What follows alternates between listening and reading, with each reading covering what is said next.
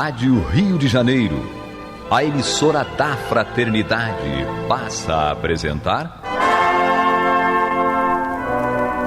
Luz na Penumbra, programa que leva ao seu coração a mensagem da doutrina espírita.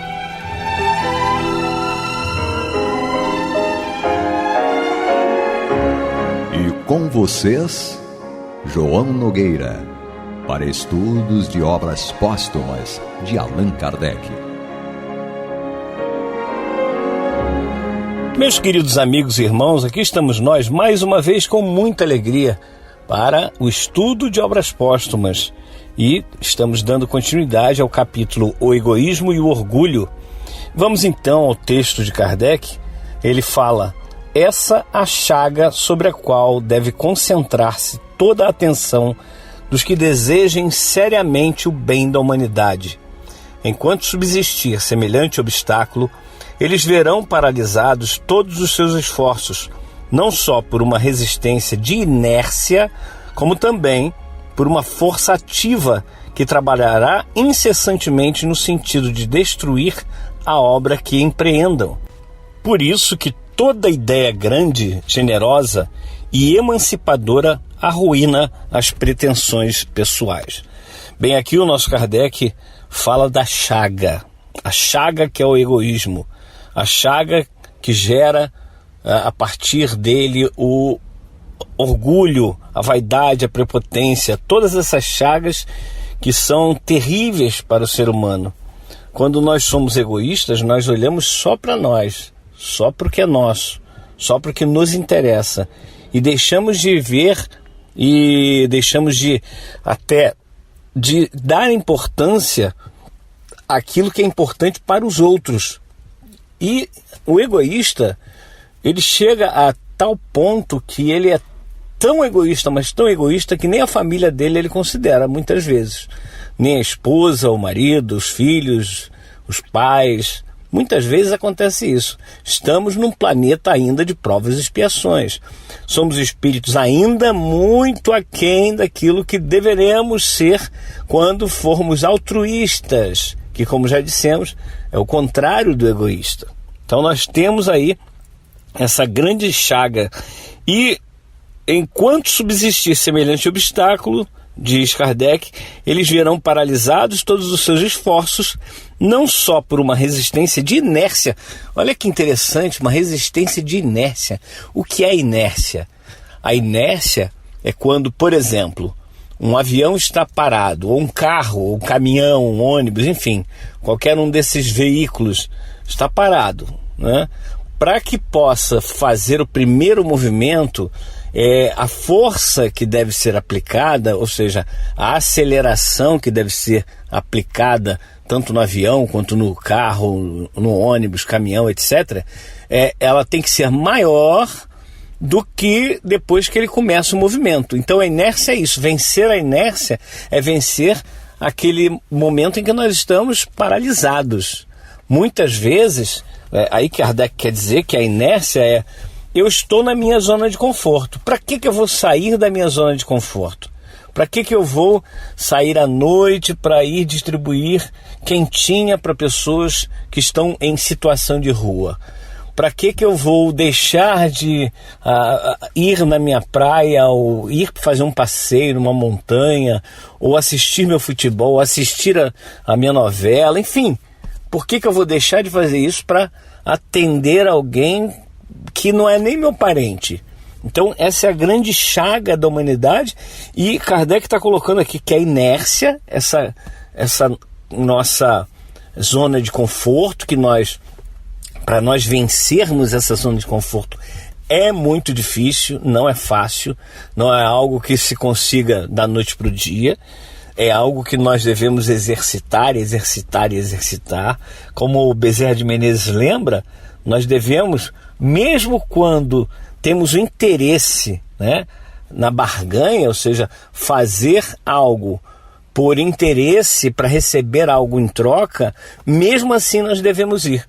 Porque a partir desse momento em que nós estamos indo com interesse, nós vamos começar ganhando gosto pela coisa.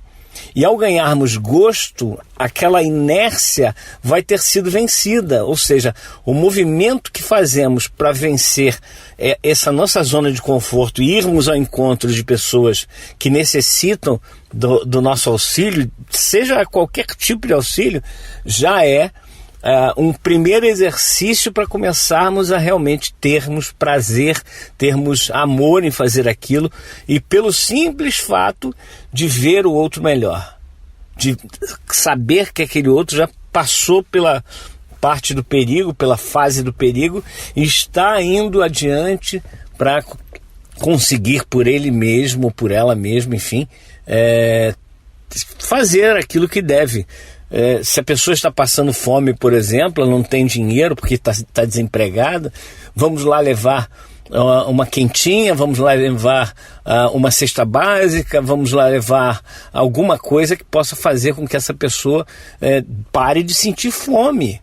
Betinho, o Herbert de Souza, ele dizia: quem tem fome tem pressa. E realmente, olha, meus irmãos, hoje eu estou gravando esse programa dentro do meu carro, aqui em Caxias, no estacionamento. O carro está todo fechado para evitar barulho.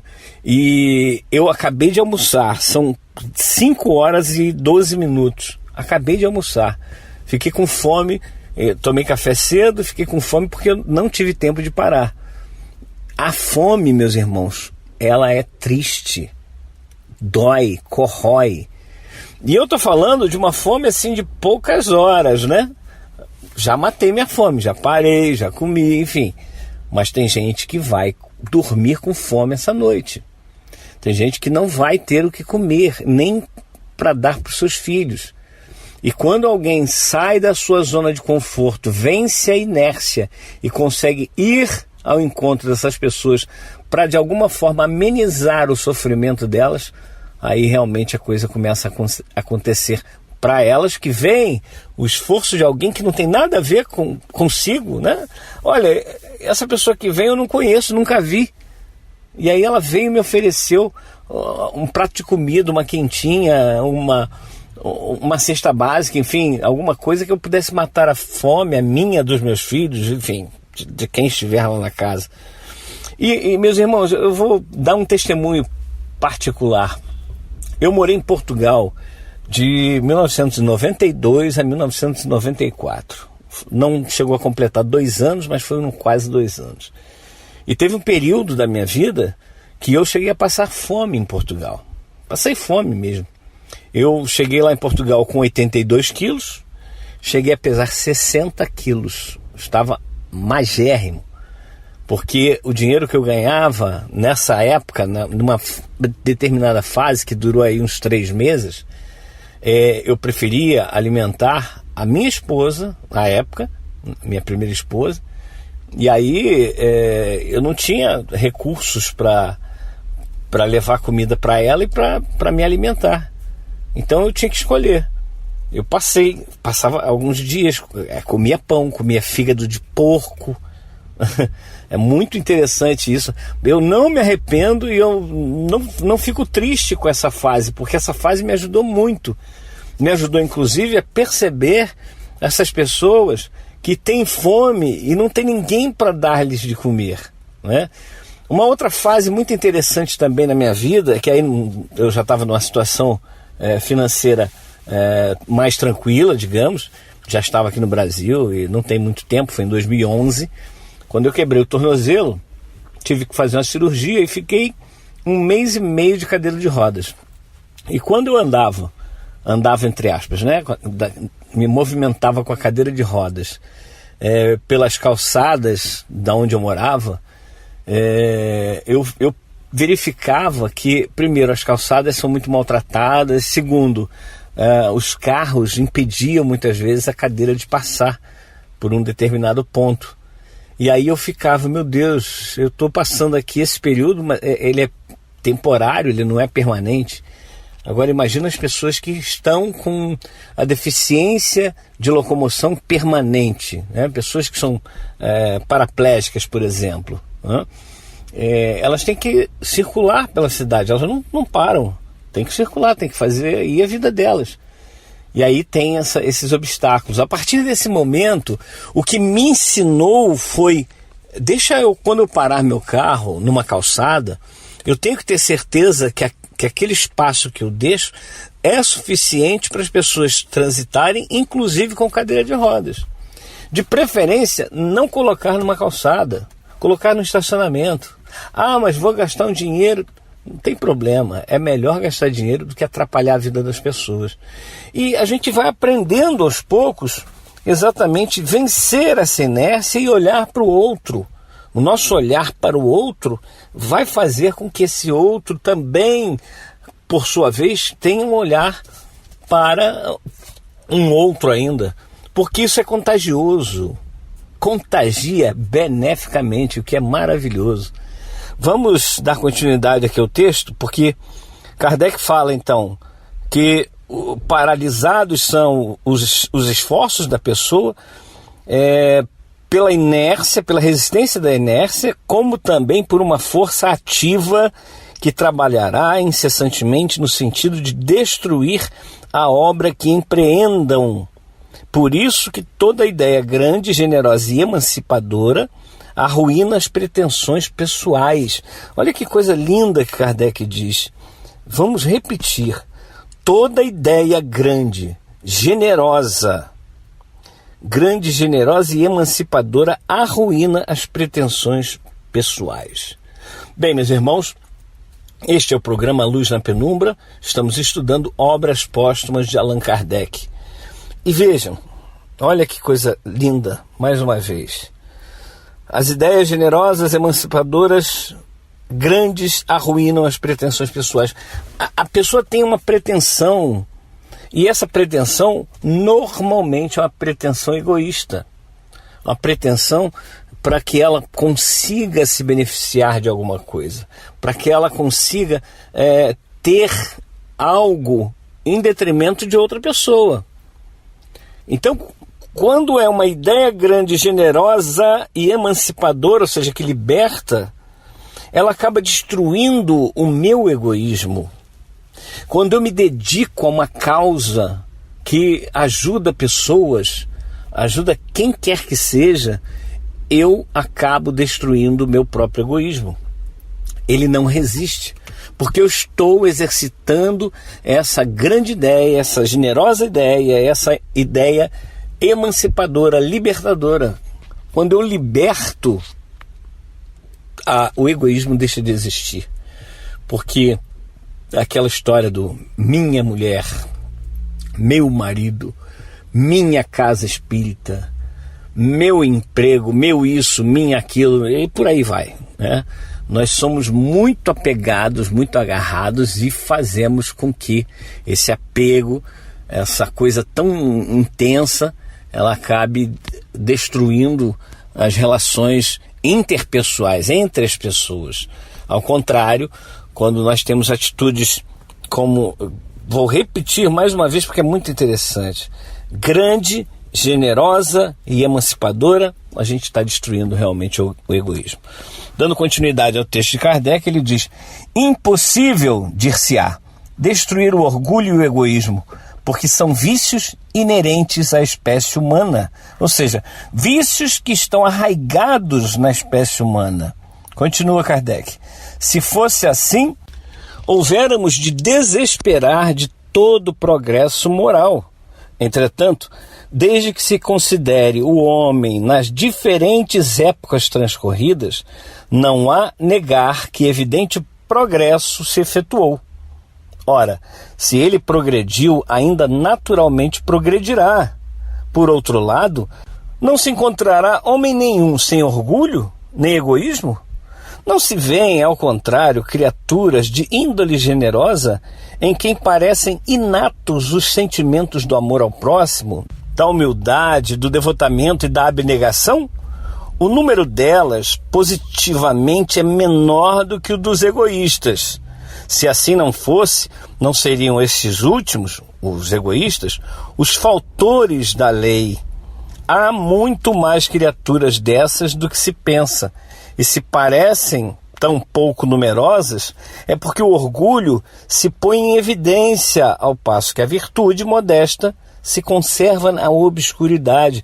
Meus irmãos, Jesus falou isso. Há 2000 anos Jesus disse: os filhos do século são mais astutos do que os filhos da luz. O que quer dizer isso? Que o mal, o egoísmo, os assassinatos, as violências, elas se divulgam com muito mais veemência. Há uma divulgação muito grande dos crimes do que das ações boas, das ações que ajudam pessoas. Hoje nós estamos vendo, através dessa pandemia que assolou o mundo inteiro, que as pessoas estão ávidas por receber notícias boas, por ver notícias boas, já estão cansadas de escutar, de ver notícias tristes, notícias de pessoas egoístas, pessoas criminosas. Então a gente está cansado disso, o ser humano já está num ponto, e que é um ponto importante. Nada está fora do controle de Deus, meus irmãos, nada, absolutamente nada. Tudo está rigorosamente certo, como Jesus lembrou também. Não há um pássaro que tombe sobre o solo sem o consentimento do Pai, e todos os fios de cabelo de vossa cabeça estão contados. Isso quer dizer que o acaso não existe. Tudo que está acontecendo por necessidade nossa. Então nós vamos fazer com que essa nova onda, não a onda nova do vírus, mas essa nova onda, esse novo normal, como dizem por aí, que seja realmente transformador, que nós entendamos de uma vez por todas que ninguém vive só, ninguém consegue vivenciar algo que não esteja realmente na nossa necessidade, e nós precisamos uns dos outros. Nós precisamos acolher aos outros, não só os nossos parentes consanguíneos, não só aqueles que elegemos como bem-quistos em nosso coração, mas todos, inclusive aqueles que já nos fizeram mal, aqueles que nos fazem mal. Como Jesus lembrou: ouvistes o que foi dito aos antigos: amarás o teu próximo e odiarás o teu inimigo. Eu, porém, vos digo: amai os vossos inimigos, orai pelos que vos perseguem e caluniam. Essa é a nova ordem, é isso que nós devemos fazer. Ainda não conseguimos fazer exatamente assim, amar os nossos inimigos, mas só o fato de não vibrarmos negativamente contra alguém que nos pratica algum mal já é um avanço. E vamos trabalhando para que isso possa se modificar. E mais ainda, não vamos nos apavorar, nos desesperar, achando: ah, meu Deus, eu não tenho jeito mesmo, eu sou assim, como Gastão costumava dizer, síndrome da Gabriela, eu nasci assim, eu cresci assim, vou ser sempre assim. Não, nós vamos mudar. Agora, é um passo de cada vez. Não vamos fazer com que as coisas mudem dentro de nós de uma hora para outra, no estalar de dedos. Isso não acontece, não existe. Como dizem dentro do movimento espírita, a natureza não dá saltos. Temos que entender isso, mas não ficarmos de braços cruzados, na chamada inércia, como Kardec nos chamou a atenção nessa leitura. Vamos então dar continuidade ao texto. Kardec diz: se, portanto, o orgulho e o egoísmo se contassem entre as condições necessárias da humanidade, como a da alimentação para sustento da vida, não haveria exceções. O ponto essencial, pois, é conseguir que a exceção passe a constituir regra. Para isso, trata-se, antes de tudo, de destruir as causas que produzem e entretêm o mal. Olha aí que coisa, né? Como Kardec é fantástico, didático demais. Tinha que ser ele mesmo o codificador da doutrina espírita. Ele diz que é para nós compararmos, olha só, a alimentação, o que nós comemos, né, a bebida que nós ingerimos, são necessários à permanência, à conservação do corpo físico. Isso não tenha a menor dúvida, não temos. Agora, O egoísmo é realmente necessário? É fundamental? É algo que não podemos viver sem? Não, ao contrário. Quanto menos egoístas formos, melhor seremos. E olha que coisa interessante também. Nós vemos num filme, aliás, um documentário que começou com um livro e passou a ser documentário, vocês podem ver aí, no YouTube tem, e o documentário chama-se O Segredo. Muitos de vocês já devem ter visto, mas é muito interessante porque ele fala de uma lei divina, hein? Uma lei divina. É óbvio que o documentário, o livro e o documentário, eles tratam das questões físicas, que é a lei de atração para atrair coisas físicas, materiais. Mas nós podemos atrair o que nós quisermos. Nós atraímos o que nós queremos. Muitas vezes as pessoas falam, eu atraí essa doença. Atraiu. Nós atraímos as doenças. Nós atraímos a condição financeira ruim. Nós atraímos pessoas difíceis para a nossa convivência. Nós atraímos tudo isso porque nós temos necessidade desse tipo de lição. Se nós não tivéssemos necessidade desse tipo de lição, nós não atrairíamos. Mas nós atraímos, porque dentro de nós, lá na chamada superconsciência ou supraconsciência, ou até inconsciente, está tudo determinado ali o que nós precisamos. E é esse inconsciente que está falando muito alto. A proposição do documentário, do livro e do documentário, é que nós possamos sobrepujar, superarmos esse inconsciente, essa força grandiosa do nosso inconsciente. Como? Fazendo com que a nossa vontade consciente prevaleça. Eles ensinam que você não deve falar, se eu tivesse condições. Não, eu tenho condições, eu posso fazer, eu não tenho nada que impeça que eu consiga fazer isso, aquilo, aquilo outro. Eu não tenho nada que me impeça de ser altruísta. Eu não tenho nada que me impeça de ser bom, de ser generoso, de ter ideias grandes e libertadoras e fazer com que essas ideias ocorram, se materializem. O ponto essencial de Kardec é conseguir que a exceção passe a constituir regra. Ou seja, aquele grupo pequeno que é altruísta, que vai assistir a pessoas, levar cesta básica, levar quentinha, levar cobertor nessa época que estamos chegando aí no frio, fazer com que isso se transforme numa regra, que as pessoas percebam, e só percebem através do nosso exemplo. Por isso que nós falamos que aquela frase de Jesus, aquela advertência, melhor dizendo, que não saiba a vossa mão esquerda o que a direita dá.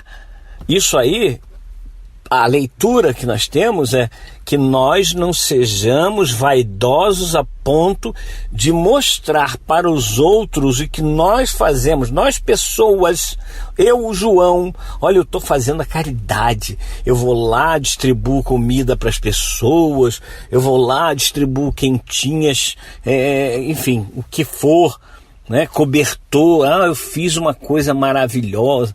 Você deve sentir orgulho, esse que chamam de orgulho bom das tuas atitudes. Mas quando nós vamos divulgar algo de bom, que nós possamos divulgar algo de bom que a instituição a que nós participamos fez. Nós falarmos, olha, fizemos isso, não fiz isso, fizemos isso. Pela força da união, nós fizemos isso, graças a Deus. E muita gente tem vontade de ajudar, sim. Não vamos nos iludir. Kardec escreveu isso aqui há mais de 160 anos. E hoje, será que esse grupo de altruístas não aumentou? Certamente aumentou. Bem, meus irmãos, estamos ficando por aqui. Nos encontramos no próximo programa, se Deus assim permitir. Não desligue seu rádio, pois vem aí o estudo do Evangelho segundo o Espiritismo com nossa Marta Batista e Antônio de Pádua. Até ao próximo programa. Você está ouvindo o programa Luz na Penumbra.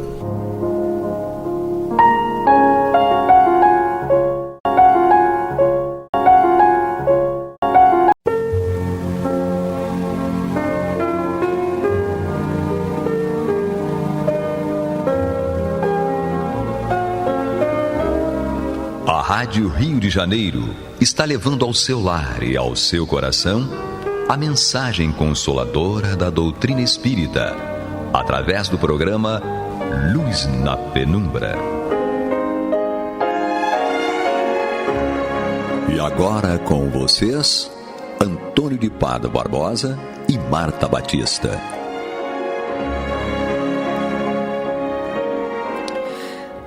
Muito boa noite, meus caros amigos. Estamos aqui mais uma vez de volta com o programa Luz na Penumbra, no qual nós tecemos comentário a respeito do Evangelho segundo o Espiritismo. Estamos aqui no seu último capítulo, Coletânea de Preces Espíritas, e nos últimos programas nós já iniciamos a análise dessas preces. Para hoje nós temos aqui a prece para os médiuns, pela orientação de Allan Kardec. Então, para executar esse trabalho de análise do texto de Kardec e das preces, está conosco aqui Marta Batista e na técnica o Pablo. Já como o trabalho vai ser longo, vamos passar logo a bola para a Marta para ela dar início ao comentário. Boa noite, Marta. Boa noite, Antônio. Boa noite, Pablo, amigos ouvintes. Vamos então dar prosseguimento a essa coletânea de preces espíritas que ainda está nas preces gerais, e hoje nós vamos estudar a prece para os médiuns. E Kardec então inicia o tema com uma citação bíblica de Atos, né? E ele diz: nos últimos tempos, disse o Senhor, derramarei do meu espírito sobre toda a carne. Vossos filhos e filhas profetizarão. Vossos jovens terão visões e vossos velhos terão sonhos. Nesses dias espalharei do meu espírito sobre meus servidores, e eles profetizarão. Atos, capítulo 2, versículos 17 e 18. Então a gente observa aqui nessa citação a profecia, né, que diz que em determinado momento, quando os tempos fossem chegados, né, ou os últimos tempos, o Senhor iria derramar sobre os seus filhos, sobre toda a carne, o espírito dele, ou seja, os espíritos se utilizariam dos seres, né, dos espíritos encarnados para profetizar, para falarem. E isso, logicamente, nós vamos ver aqui nos comentários de Kardec, que é um comentário bastante, que ele intitula como prefácio, né? Que a gente já viu que toda prece vai ter antes um prefácio para depois chegarmos na prece propriamente dita. E esse prefácio é bastante longo e ele vai mostrar, né, e vai falar sobre essa questão. Então, a primeira coisa que a gente destaca antes de começar a ler Kardec é a questão do tempo, né? Quando ele diz que esse derramamento, né, do espírito sobre a carne, ou seja, da mediunidade sobre os espíritos encarnados, seria nos últimos tempos ou quando os tempos fossem chegados. E o que quer dizer isso? Para os religiosos, em geral, os últimos tempos ou tempos chegados, eles consideram o Apocalipse, né, como o fim de tudo. E para nós espíritas é o fim de uma era de iniquidade, né, e não o fim de uma vida no planeta Terra. Então, nesse final de tempo, logicamente, ele profetiza que, em especial, haveria esse derramamento da mediunidade. E a gente vai ver agora, entendendo e lendo Kardec, o porquê desse derramamento da mediunidade, especificamente nessa época. Vamos então ao prefácio.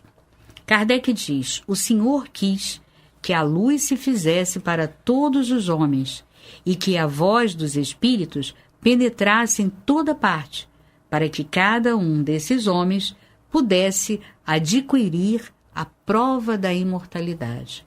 Então, é justamente esse o objetivo maior do derramamento da mediunidade sobre os espíritos encarnados. É justamente termos a prova da imortalidade. Por quê? Porque aí a gente ia ressignificar aquela orientação de Jesus quando disse que nós deveríamos ter a fé no futuro.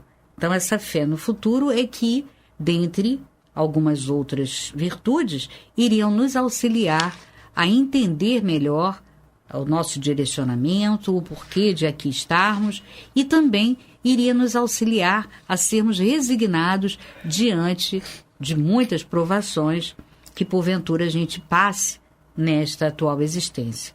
Então, adquirir a prova da imortalidade é fundamental, é questão sine qua non para que a gente possa ter essa fé no futuro e para que a gente possa ter resignação diante das dificuldades.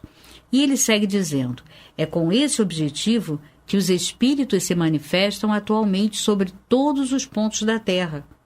E a mediunidade, que desponta entre pessoas de todas as idades e de todas as condições, entre homens e mulheres, entre crianças e velhos, é uma prova da realização dos tempos preditos por Jesus.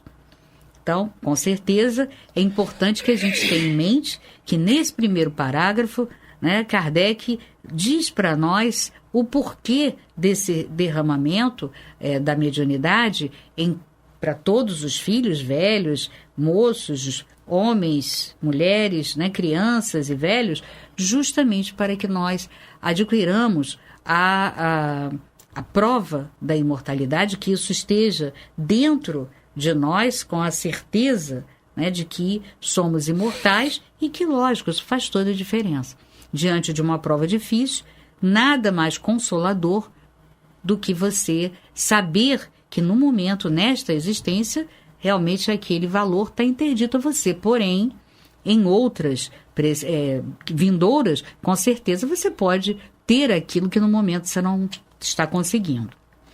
Para conhecer as coisas do mundo visível e descobrir os segredos da natureza material, Deus deu ao homem os olhos do corpo, os sentidos e instrumentos especiais.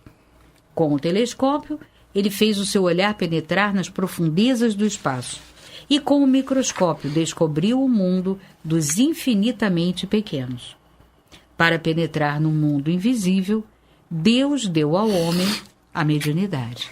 Então, aqui ele mostra, o instrumento que é a mediunidade. É uma faculdade que nos confere esse intercâmbio entre os dois planos e ele nos deu esse instrumento para que nós pudéssemos, estabelecer esse contato que nós vamos ver mais adiante como orientação para nós.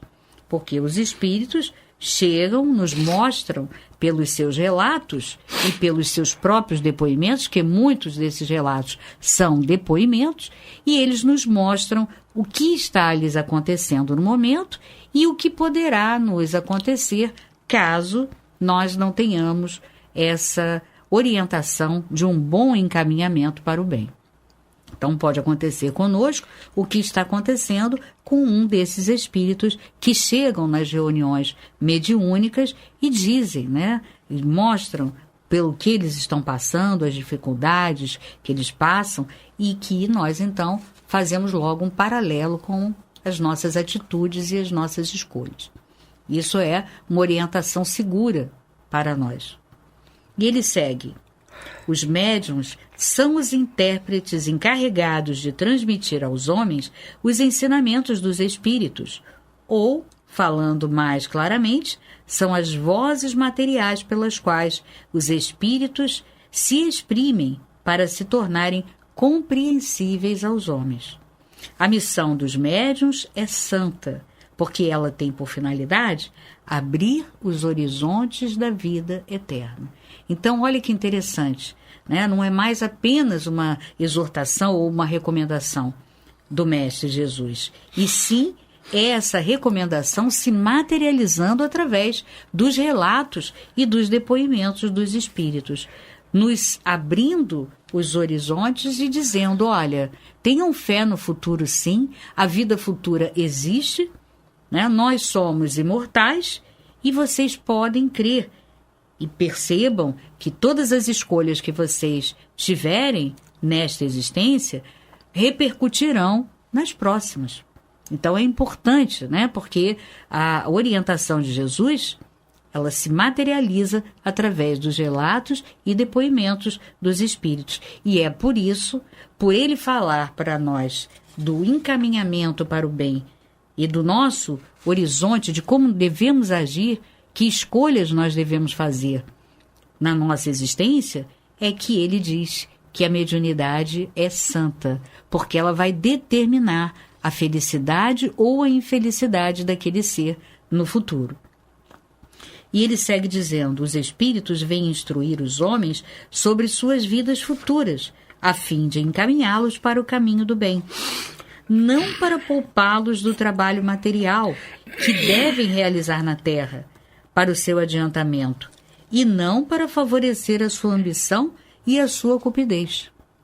É disso que os médios devem se conscientizar para não fazerem mau uso da sua faculdade. Aquele que compreende a gravidade e a seriedade do mandato de que está investido, sabe cumpri-lo religiosamente.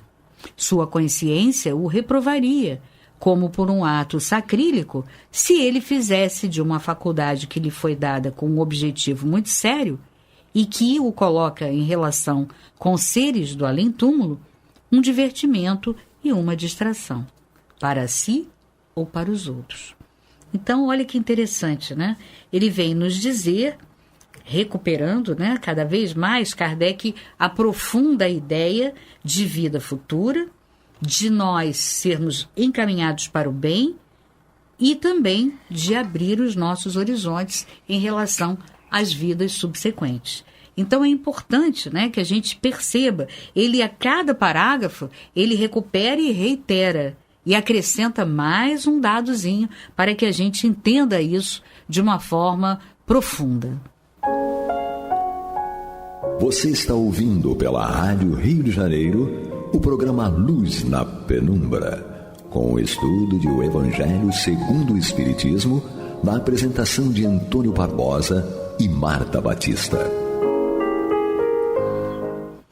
E então, nós percebemos, né, que nesse parágrafo que lemos antes do intervalo, nós tivemos a oportunidade de observar que ele diz claramente que é importante que a gente perceba que o trabalho material, né, o homem não pode ser poupado, até porque nós sabemos, já vimos isso, já estudamos isso em outros capítulos, que o trabalho é a oportunidade do nosso desenvolvimento intelectual.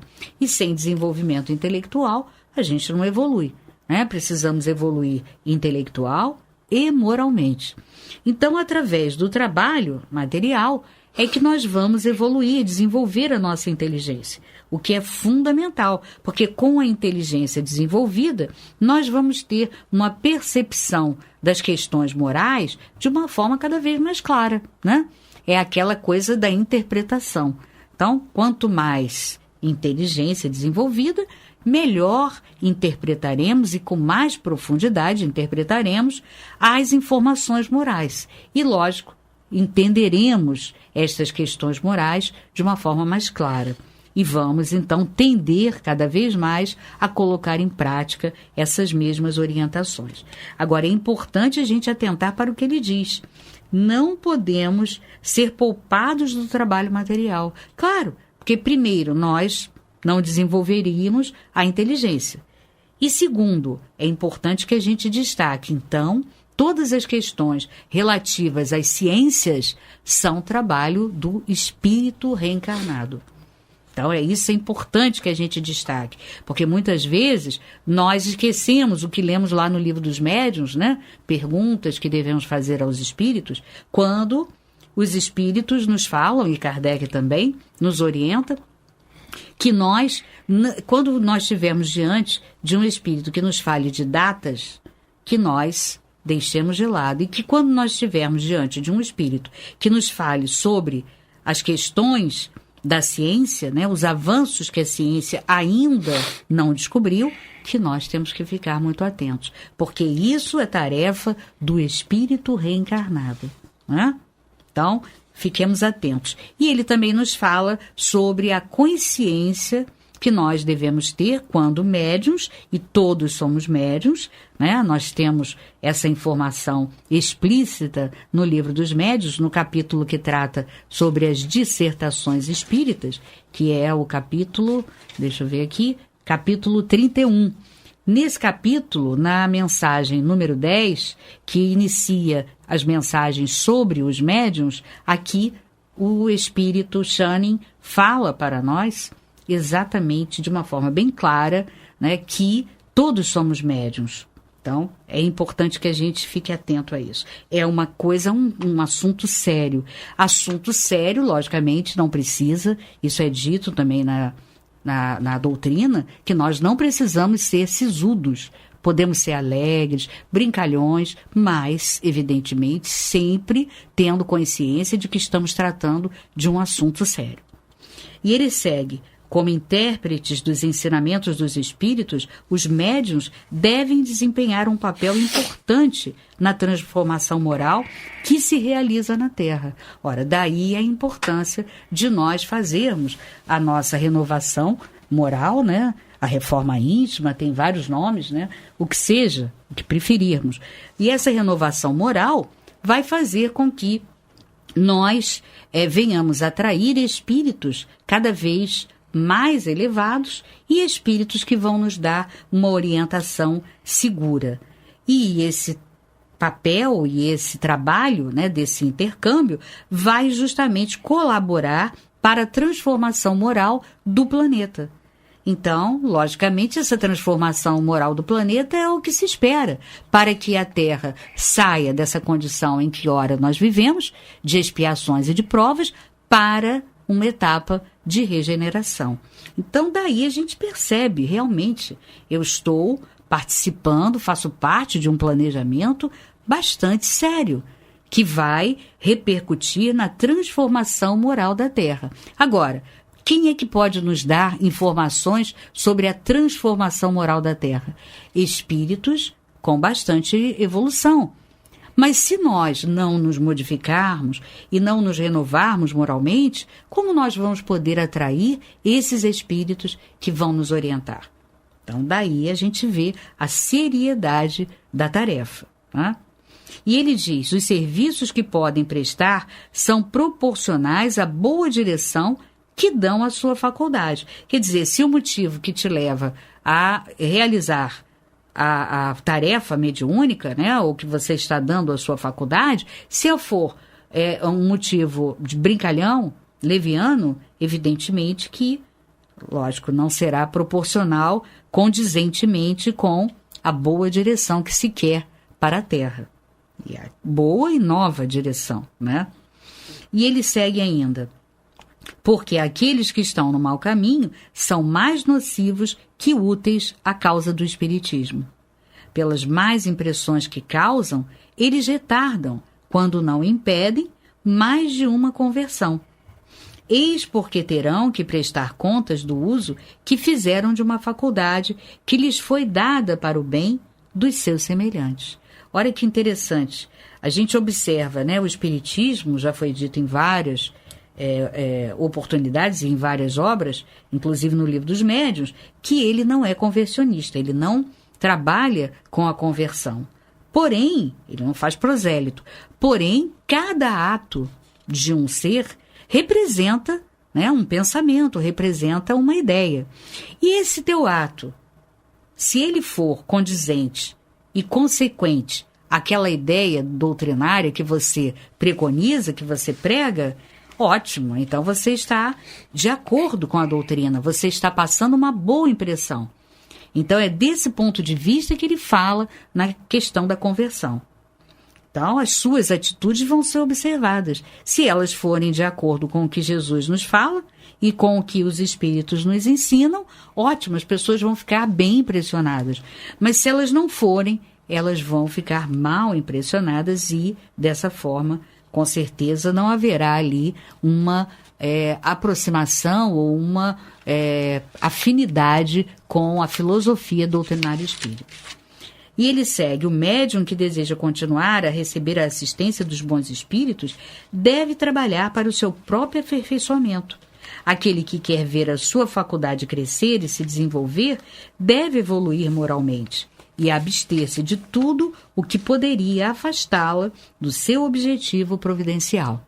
Vale aqui a gente fazer uma pequena observação de que, com isso, ele não está dizendo que nós devemos nos abster daquilo que é para nós aqui na Terra, alegrias, né? Prazeres lícitos. Não, absolutamente. O que ele diz é que nós devemos nos abster daquilo que é vicioso, daquilo que realmente pode prejudicar a nossa atividade mediúnica, a nossa própria vida de convivência, né? E que poderia nos levar a um caminho equivocado. Se os bons espíritos algumas vezes se utilizam de instrumentos imperfeitos, é para lhes dar bons conselhos e tratar de encaminhá-los para o bem. Mas se eles encontram corações endurecidos e se os seus conselhos não são escutados, eles se retiram. E os maus têm então o caminho livre. Porque, mais uma vez, nós vamos dizer que não existe espaço vazio. Então, se você não ouve a voz do bom espírito, do teu guia espiritual, do teu anjo guardião, que poderá te dar a orientação segura, logicamente que ele vai se retirar, porque ele não vai ferir a lei de livre-arbítrio. Mas, com certeza, ele se retirando vai abrir espaço para que espíritos imperfeitos penetrem ali e comecem a lhes dar maus conselhos. A experiência prova que entre aqueles que não tiram bom proveito dos conselhos que recebem dos espíritos, as comunicações, depois de terem algum brilho durante certo tempo, pouco a pouco vão se degenerando e acabam caindo em erros, nas palavras vazias ou no ridículo, sinal evidente do afastamento dos bons espíritos. Obter a assistência dos bons espíritos e afastar os espíritos levianos e mentirosos, esse deve ser o objetivo dos esforços constantes de todos os médiuns sérios. Sem isso, a mediunidade é uma faculdade que nada produz de bom e pode até se tornar prejudicial àquele que a possui, porquanto pode se transformar em obsessão perigosa. É um outro escolho ou uma outra dificuldade da mediunidade que é intensamente desenvolvida no Livro dos Médiuns. O médium que compreende seu dever, em vez de se orgulhar de uma faculdade que não lhe pertence, pois que ela pode lhe ser retirada, atribui a Deus as boas coisas que obtém. Se as suas comunicações merecem elogios, ele não se envaidece com isso, pois sabe que elas são independentes do seu mérito pessoal. Agradece a Deus por haver permitido que bons espíritos viessem se manifestar por seu intermédio. Se dão lugar a críticas, ele não se ofende, porque elas não são obra do seu próprio espírito. Reconhece que não foi um bom instrumento e que não possui todas as qualidades necessárias para se opor à intervenção dos maus espíritos. Essa é a razão por que procura adquirir essas qualidades e pede, por intermédio da prece, a força que lhe falta para alcançá-las. Então a gente observa, né, a importância da humildade até mesmo no exercício da faculdade mediúnica. E finalmente a prece que diz: Deus Todo-Poderoso, permite que os bons espíritos me assistam na comunicação que estou solicitando. Resguarda-me da vaidade de me considerar protegido contra os maus espíritos. Resguarda-me do orgulho que poderia me iludir quanto ao valor do que obtenha. Protege-me contra todo sentimento contrário à caridade para com outros médios. E se eu for induzido ao erro, inspira a alguém a ideia de me chamar a atenção e a minha humildade, que me fará aceitar a crítica com reconhecimento e tomar para mim, e não para outros, os conselhos que os bons espíritos queiram me ditar. Se eu for tentado a iludir, seja no que for, a sentir vaidade pela faculdade que quiseste me conceder, eu te peço que a retires de mim, antes de permitires que ela seja afastada do seu objetivo providencial, que é o bem de todos e o meu adiantamento moral. Bom, só nos resta dar boa noite a todos e muita paz. Paz a todos.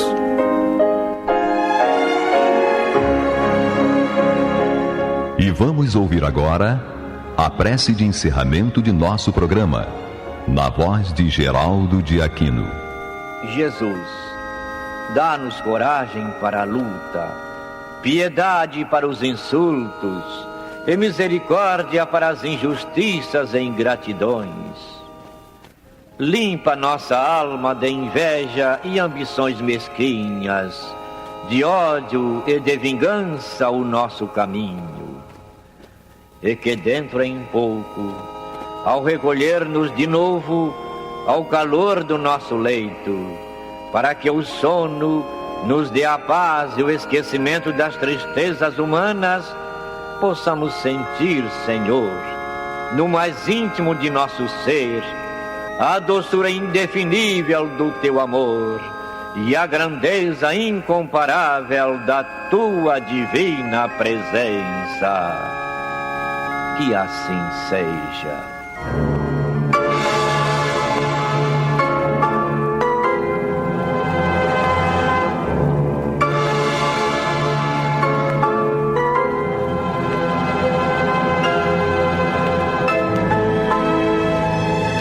Acabamos de apresentar o programa Luz na Penumbra, que voltará a ser apresentado amanhã às 21 horas nesta emissora.